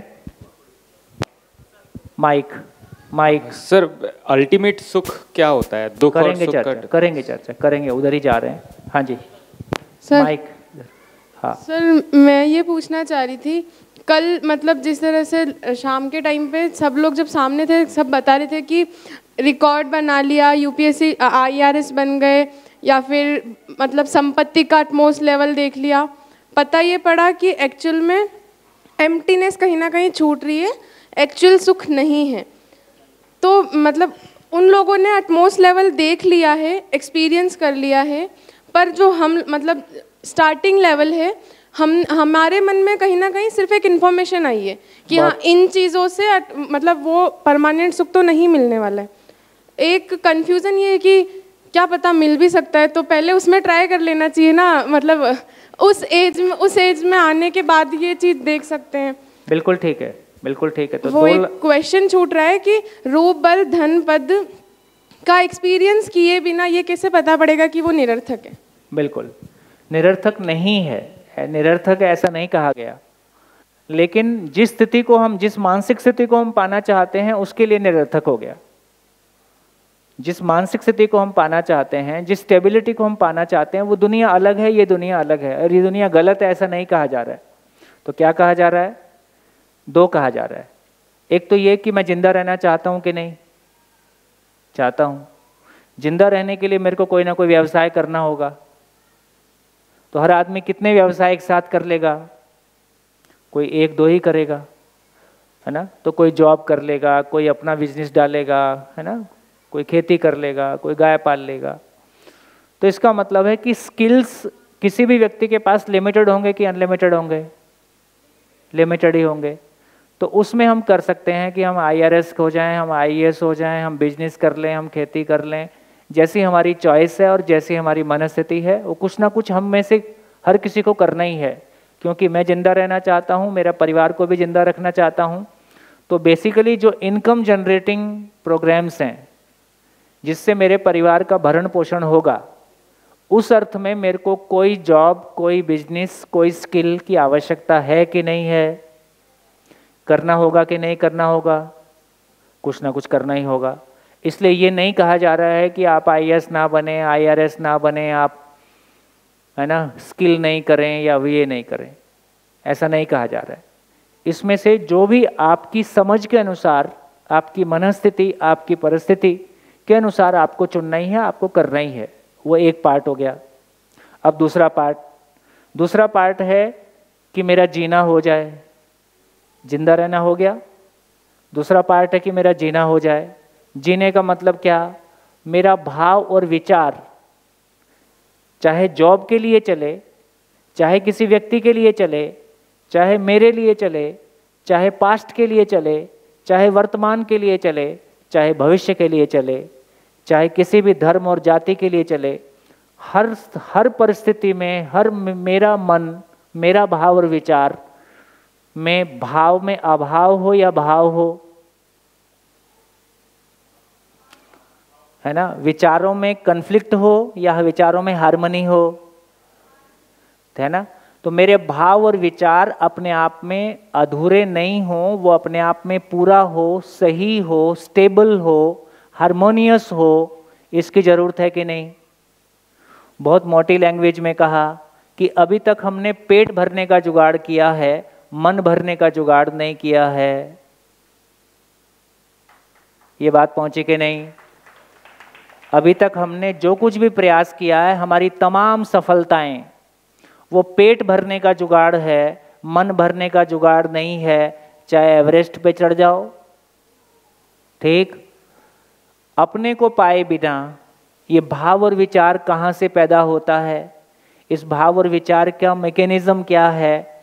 डॉक्टर को हार्ट का इलाज करना है तो किडनी नहीं खोलता है ना, नहीं मैं गलती से किडनी खोल दिया था, ऐसा नहीं करता है। तो उसको पता है कि हार्ट कहाँ होता है और उसको कैसे हैंडल करना है। मुझको जिंदगी चलानी है और मुझको नहीं पता है कि ये भाव और विचार कहाँ से ओरिजिनेट होता है। तो भाव और विचार कहाँ ओरिजिनेट होता है, वो मशीन कहाँ पे है, उसको मैं कैसे हैंडल करूँगा और वो हार्मोनियस होगी और हमेशा हार्मोनियस होंगी और वो बाहर की परिस्थितियों से प्रभावित नहीं होगी। ये मेरे नियंत्रण में हो कि नहीं हो? तो इसका मतलब क्या हुआ? एक बहुत बढ़िया डॉक्टर एक बहुत घटिया इंसान हो सकता है कि नहीं? हो सकता है। एक बहुत अच्छा इंजीनियर बहुत घटिया इंसान हो सकता है कि नहीं? एक बहुत बढ़िया बिजनेसमैन भी घटिया इंसान हो सकता है कि नहीं? हो सकता है। हम क्या चाहते हैं? उतना ही बढ़िया इंजीनियर भी हो, उतना ही बढ़िया इंसान भी हो। तो मतलब चीज़ ये है कि रूप बल धन पद इनके लिए प्रयास करना है, ये चाहिए, पर साथ में भाव और विचार की दुनिया को सही बनाएंगे तो जी पाएंगे। उल्टा कर देते हैं, भाव और विचार की दुनिया को समझते हुए रूप बल धन पद का सदुपयोग होता है। जी हाँ, अगर ये होंगे तो इनमें रूप बल धन पद ऑटोमेटिकली आ जाएगा, अपने आप संतुलित हो जाएगा। कहाँ किसको आना है अपने आप सेट हो जाएगा। तो कल चर्चा में आया कि मानव के पास 5 ऐश्वर्य हैं, रूप, बल, धन, पद और बुद्धि। अभी तक हमने बुद्धि का प्रयोग नहीं किया है। जिसको बोलचाल की भाषा में हम बुद्धि बोल रहे हैं वो हमारा लॉजिकल कैपेसिटी है और वो हमारा मेमोरी है। तो लॉजिक हमको IIT तक ले गया, मेमोरी हमको IAS बना दिया, है ना। IIT का एग्जाम दे के बच्चा आता है, वो अपना रैंक बता देता है कि मेरा रैंक कितना आएगा, उसी के आसपास आता है। IAS का एग्जाम देने वाले को नहीं पता चलता है कि उसका होगा कि नहीं होगा। तो इसका मतलब है कि IIT का एग्जाम बहुत लॉजिकल है और इधर याद करना बहुत सारा पड़ता है। तो हमारी वर्तमान शिक्षा आदमी की लॉजिकल कैपेसिटी और उसकी मेमोरी की कैपेसिटी को चेक करता है या उसको यूज़ करता है। सही अर्थों में बुद्धि को हमने अभी तक इस्तेमाल नहीं किया है। बुद्धि का मतलब है जो एग्जिस्टेंशियल नियम है, पूरी कायनात पूरी नेचर किसी नियम से है, एग्जिस्टेंस के उस नियम को पहचान लेने का नाम बोध है। मानव के बारे में भी उस नियम को पहचान लेने का नाम बोध है। उसका नाम जानना है। जानना ही जीना है। जीने का मतलब भाव और विचार की स्थिरता है। जीने का मतलब स्वयं के प्रति विश्वास है। जीने का मतलब संबंध के प्रति विश्वास है। जीने का मतलब परिवार में अभाव की मुक्ति है। जीने का मतलब समाज में भय से मुक्ति है। जीने का मतलब पूरी धरती पे संतुलन है। बढ़िया, बहुत बढ़िया। तो बुद्धि के व्यक्त होने के लिए रूप बल धन पद साधन है। बुद्धि साध्य है, रूप बल धन पद साधन है। और हमने सबके सर पे क्या चढ़ा दिया? हमने सबके सर पे क्या चढ़ा दिया कि रूप बल धन पद साध्य है, लक्ष्य है। रूप बल धन पद लक्ष्य नहीं है। बुद्धि को व्यक्त करने का, मेरी समझ को व्यक्त करने का साधन है। मेरे पास कोई विजन है और मैं किसी कॉलेज में प्रिंसिपल हूं तो मैं उस विजन को ट्रांसलेट कर सकता हूं। हमारे पास कई नहीं, कुछ शिक्षा मंत्री या कोई मुख्यमंत्री बात करते हैं कि हम एजुकेशन का अपना बजट कैसे खर्च करें कि दिल्ली के जैसा रिजल्ट आ जाए। ये बजट से नहीं आता है। घर बजट से चलेगा कि घर विजन से चलेगा? हमारे घरों के बजट जैसे जैसे बढ़ते गए हैं, घरों की हालत खराब हो रही है कि बेहतर हो रही है? बजट से मकान बेहतर हो सकता है, बजट से सुविधा बेहतर हो सकती है, मकान बेहतर हो सकता है, गाड़ी और कपड़े बेहतर हो सकते हैं। संबंध बजट से कोई रिलेशन नहीं है। एक गरीब माँ बाप के बच्चे अपने माँ बाप का ज्यादा सम्मान करेंगे कि अमीर माँ बाप के बच्चे? कुछ पता नहीं कौन क्या करेगा। पैसे से सम्मान होता तो अमीर माँ बाप के बच्चे ज्यादा सम्मान करते। ऐसा नहीं है। 5th क्लास तक बच्चा मम्मी को निपटा लेता है, 10th तक पापा को निपटा लेता है, उसके बाद कहता है तुम्हारे पास काम की चीज एक ही है, ATM, बाकी अकल मेरे पास है। ठीक, तो इसका मतलब है, तो हमको समझना पड़ेगा। जब आदमी की बात करते हैं तो पैसे की औकात बहुत छोटी है। आदमी की औकात पता नहीं चली, आदमी की हैसियत पता नहीं चली तो हमको पद और पैसे की औकात ही समझ में आई। अभी आदमी का जलवा कहाँ देखा? अभी पद और पैसे का जलवा देखा। बढ़िया, गुड। हाँ जी। अमर अहमदाबाद से। मेरा सवाल ये था कि अभी ये जो आपने बोला वो बात समझ आ गई कि ये जो भी है वो चेंजिंग है। चेंजिंग, हाँ, थोड़ी हिंदी वीक है। तो अभी ये जो मुझे खुशी मिल रही है, गाड़ी घर या जो भी है, खाने से, मसूरी घूमने से, मेरी इंद्रियों से, तो मैं कॉन्शियस हूँ कि ये चेंज होने वाला है बस। और मैं कॉन्शियस हूँ कि ये दुख भी देने और वाला उसको है, एंजॉय भी करें और एंजॉय भी कर रहा हूँ। बिल्कुल, तो कोई दिक्कत नहीं, कोई नहीं। फिर इंद्रियों को मैं यूज तो कर ही सकता हूँ, कोई दिक्कत नहीं। I am just aware about it. बल्कि मैं और पॉजिटिवली कहूँगा, यदि भाव और विचार में स्टेबिलिटी है तो सही अर्थों में आप इंद्रियों को भी एंजॉय कर पाते हैं, रियल सेंस में एंजॉय कर पाते हैं। भोग करना अलग बात है, एंजॉय करना अलग बात है। तो सही अर्थों में आपका मन खराब है, कितनी महंगी गाड़ी में बैठ जाओ, क्या फर्क पड़ता है? पति पत्नी में झगड़ा हो गया है, कितने भी सुंदर घर है, क्या फर्क पड़ता है? पर ये हनीमून मनाने गए हैं, वो हनीमून से ही वापस आ रहे हैं कि नहीं चलेगा? हाँ, तो क्या मतलब है? पर और एक सवाल था कल का, जैसे आपने बोला कि मैं गाड़ी खरीद रहा हूँ, घर खरीद रहा हूँ दूसरों के लिए। ऐसा नहीं है, मुझे वो सेंस है इंजीनियरिंग की, इसलिए मैं गाड़ी हासिल करना चाहता हूँ, क्योंकि मुझे इंद्रियों से खुशी मिलनी है, मुझे किसी को दिखाना नहीं है। हाँ, मैं घर बना रहा हूँ, मुझे उसका डिजाइनिंग, मेरे को सुकून मिलता है वो घर में जाके, बढ़िया है, तो मैं एंजॉय कर ही पाऊंगा। फाइनली आपको ये समझना होगा कि मैं क्यों कर रहा हूँ। हाँ, तो यदि आपकी गाड़ी की आपकी समझ है बहुत, तो आप उसको ध्यान देते हो, टेक्निकली आप ध्यान देते हो। फिर आपको ये भी ध्यान देना पड़ेगा कि किस तरह के साधन की मेरी जरूरत है। अल्टीमेटली उसको खर्चा आप कर रहे हो ना, है ना। अभी हमारे कुछ लोगों ने जिनकी नहीं जरूरत थी उतनी महंगी गाड़ियां ले ली हैं, एक हेडलाइट टूटती है तो एक मोटरसाइकिल उसमें घुस जाती है।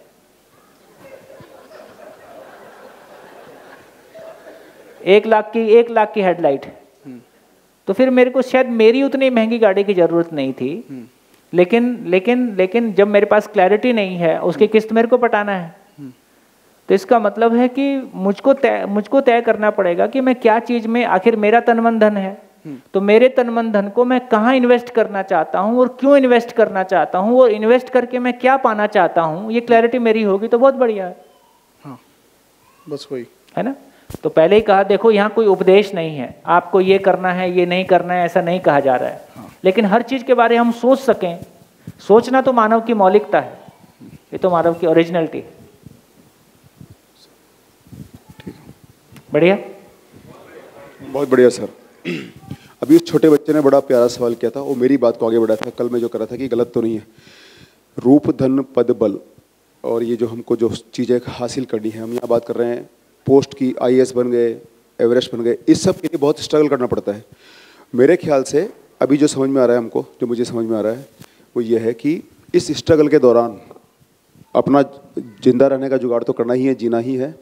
मेरे को लगता है कि पहले अपन जीने का जुगाड़ कर लेते हैं, ताकि ये चर्चा अपन आगे बढ़ा सकें, और फिर उसके सेंस में देखेंगे कि क्या कितना जरूरी है। नहीं, बिल्कुल ठीक सर। तो उस स्ट्रगल में फ्रस्ट्रेशन ना हो, डिप्रेशन ना हो और एंजाइटी ना हो, यदि जीने उसको समझने के लिए भाव और विचार पे पकड़ नहीं होगा तो आपको कोई बचा नहीं सकता। ब्रह्मा विष्णु महेश तीनों उतर आए, आपका कुछ नहीं करते। जी जी जी, धन्यवाद सर। सर, इसमें जो भाई साहब ने कहा कि मैं अगर समझ रखता हूं तो इंजीनियरिंग की तरह धन रूप बल को इस्तेमाल कर लूं, आपने कहा हाँ बिल्कुल।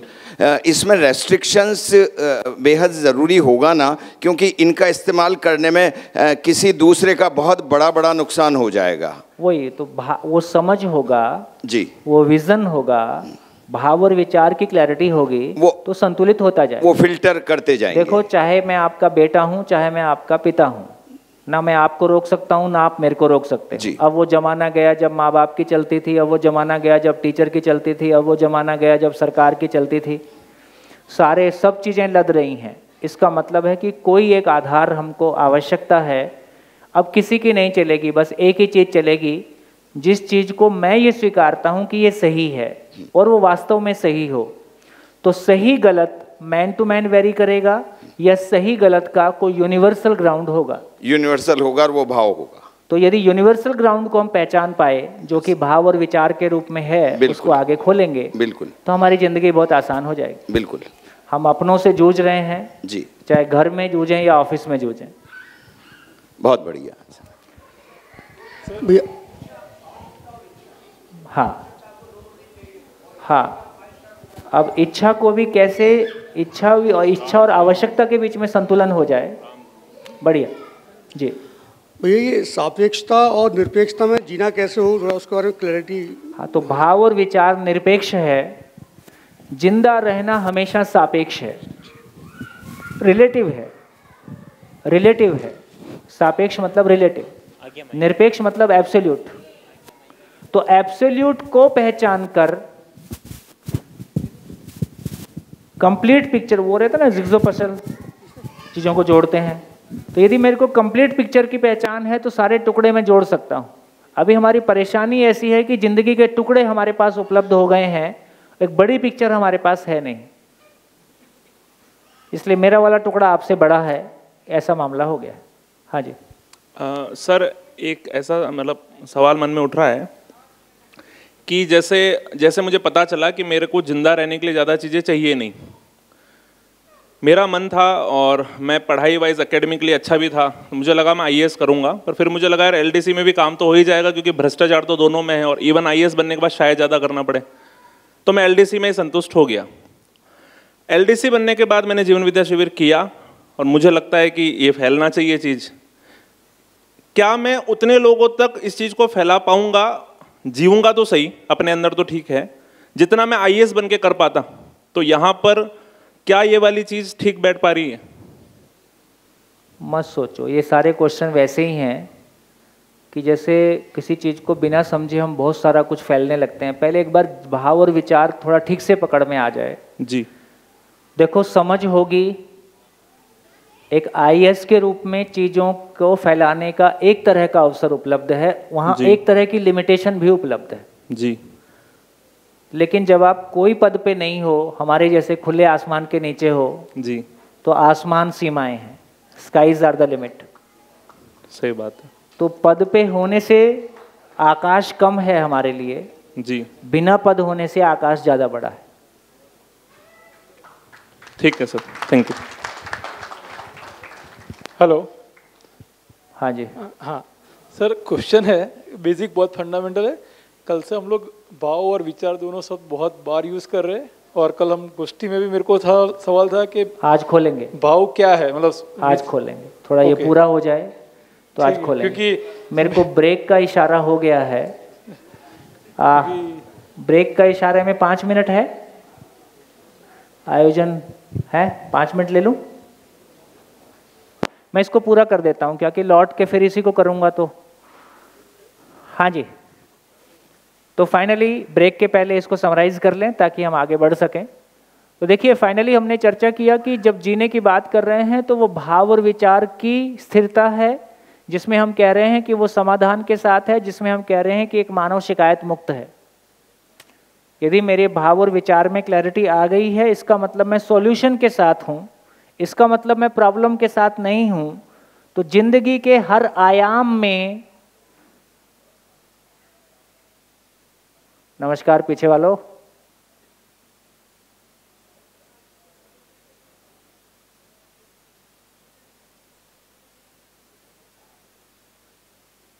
जिंदगी के हर आयाम में मेरे पास सॉल्यूशन है। देखो, जब ये भाव और विचार की दुनिया की बात कर रहे हैं, उसको अगले 7 दिन इसी पे बात करेंगे, लेकिन हमारी क्लैरिटी अभी फ्रेम फुटबॉल का मैदान क्रिएट करने की कोशिश कर रहे हैं, उसके बाद उसमें दौड़ेंगे। तो जब हम ये कह रहे हैं कि भाव और विचार, तो क्या बोल रहे हैं? तो भाव और विचार का इतना ही मतलब है कि जिंदगी के हर डायमेंशन में मेरे पास सॉल्यूशन होता है, अंधी दीवार कहीं नहीं होती है। तो जिंदगी के हर डायमेंशन में, चाहे वो पर्सनल हो, चाहे वो फैमिली हो, चाहे वो सोसाइटी हो, चाहे वो बिजनेस हो, चाहे वो राजनीति हो, चाहे वो विश्व हो, हर डायमेंशन में मेरे पास सॉल्यूशन दिखाई देता है। उस सॉल्यूशन को इम्प्लीमेंट करने में हो सकता है 25 साल लगे, हो सकता है 50 साल लगे, हो सकता है इस शरीर यात्रा में मैं ना रहूं, उसके बाद इम्प्लीमेंट होगा, लेकिन ये भरोसा है कि ये इम्प्लीमेंट होगा। ठीक, इसका नाम भाव और विचार की दुनिया है। तो भाव और विचार की दुनिया का मतलब है कि मेरे भीतर कोई अभाव नहीं है, मेरे भीतर कोई कन्फ्लिक्ट नहीं है, मेरे भीतर सॉल्यूशन ही सॉल्यूशन है। और आदमी प्रॉब्लम से दुखी होता है कि नहीं होता है? आदमी प्रॉब्लम से दुखी होता है कि नहीं होता है? हाथ उठाओ, हाथ उठाओ, है ना? जो लोग पहली बार शिविर करते हैं वो ऐसे ही हाथ उठाते हैं। हम प्रॉब्लम से दुखी होते हैं कि समाधान के ना होने से दुखी होते हैं?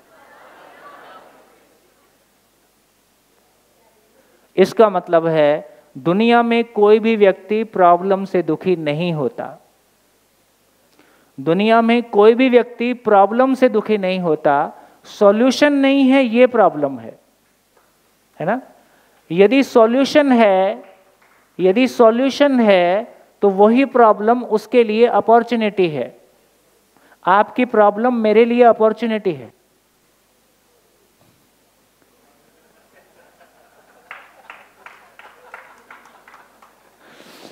हमारी गाड़ी खराब हो जाए तो मैकेनिक बड़ा खुशी खुशी, गाड़ी आ रही है, बोले आया ग्राहक। ठीक, तो जिसके पास सॉल्यूशन है उसके लिए प्रॉब्लम अपॉर्चुनिटी है, जिसके पास सॉल्यूशन नहीं है उसके लिए हर प्रॉब्लम। तो बाहर प्रॉब्लम है कि बाहर घटना है? बाहर घटनाएं हैं। मेरे पास सॉल्यूशन है तो वो अपॉर्चुनिटी है, मेरे पास सॉल्यूशन नहीं है तो वो प्रॉब्लम है। ठीक हो गया? तो इससे हमारा जो थॉट प्रोसेस है वो प्रॉब्लम ओरिएंटेड होने की जगह में सॉल्यूशन ओरिएंटेड होने लगता है। तो क्या बात निकली? इससे मैं सिर्फ आज की इस पूरी चर्चा से इतना ही कहना चाहता हूं, जिंदा रहने का, चलो आगे, वही तो बात है। हाँ, वो ले दे के रो रो के गा रहे हो। जिंदा रहने का कोई सामान जीने के काम नहीं आता है, ये एक इम्पॉर्टेंट निष्कर्ष है। ये निष्कर्ष अभी मानसिक रूप से आपके पास बना रहेगा, आपकी मेमोरी में बना रहेगा। इसकी रोशनी में आप ऑब्जर्वेशन लोगे। अध्ययन क्या चीज है? अध्ययन की शानदार परिभाषा है, अध्ययन की शानदार परिभाषा है कि ज्ञान के अर्थ में अपने निष्कर्षों का स्वीकार हो जाना अध्ययन है। अपने निष्कर्षों का स्वीकार हो जाना, स्वीकार हो जाना मतलब जिंदगी में ट्रांसलेट हो गया है। जब तक मेमोरी में है तब तक मैं कहता हूं कि सच्चाई ऐसी है, लेकिन अभी जिंदगी में नहीं आया है ना। लेकिन वो निष्कर्ष स्वीकार हो जाए तो ये ऑब्जर्वेशन ज्ञान की रोशनी में क्या कर रहा हूं, क्यों कर रहा हूं, ज्ञान क्या है? जिंदा रहने का कोई सामान जीने के काम नहीं आता है, ये ज्ञान है।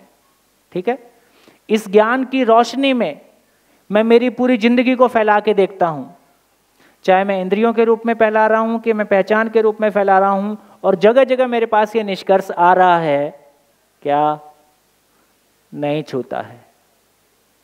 जब तक ये निष्कर्ष फर्स्ट हैंड नहीं होगा कि जिंदा रहने का सामान जीने के काम नहीं आता है, तब तक ये जिंदगी में ट्रांसलेट नहीं होगा। मेरा निष्कर्ष आपका निष्कर्ष नहीं हो सकता है, आपका निष्कर्ष मेरा नहीं हो सकता है। जिंदगी में हर व्यक्ति की यात्रा अपने आप में यूनिक है। यूनिकनेस के साथ हम जर्नी करेंगे। किस पॉइंट पे कौन व्यक्ति क्या निष्कर्ष लेगा, ये उसकी अपनी जर्नी है, ये यूनिक जर्नी है। तो इस सेंस में कहा कि जिंदा रहने का कोई सामान जीने के काम नहीं आता है। कोई रूप बल धन पद मेरे को इस दुनिया में सफल कर दे, ये संभव नहीं है। कोई भी इंद्रिय सुख मेरे को इसमें सफल कर दे, ये संभव नहीं है। फिर कल जो थोड़ा सा कंफ्यूजन था वो भी दूर हो गया। कभी सुखी, कभी खुशी, कभी गम। तो कल ये पता चला कि दूसरे को ब्लड डोनेट करना, चैरिटेबल हॉस्पिटल चला देना, कंबल बांट देना, गाय बचाओ, पॉलीथीन बचाओ, है ना, पर्यावरण बचाओ, ये सब किस में आएगा? ये सब संवेदनशीलता में आ गया। तो सही अर्थों में कहा जाए तो जिंदा रहने के दो पार्ट हैं, एक संवेदनहीनता है, एक संवेदनशीलता है ना। संवेदनहीनता और संवेदनशीलता, है ना, इनसेंसिटिव होना, सेंसिटिव होना और संज्ञानशील होना। तो कल तक हम जिसको जीना मान रहे थे वो कहाँ निकल गया? वो संवेदनशीलता में आ गया, जिंदा रहना में आ गया। बढ़िया। तो संवेदनशीलता जीने के नजदीक है, लेकिन जीना अभी शेष है ना। बाकी हमने देखा। बढ़िया। तो ब्रेक के पहले जितना हमने कल किया है उसको समराइज करने की कोशिश की है। इसके बावजूद भी कोई क्वेश्चन होगा तो उसको ब्रेक के बाद लेंगे। आप ब्रेक के लिए प्रस्थान करें, लेकिन ठीक 15 मिनट में वापस। मैं इधर ही आपका इंतजार करूंगा।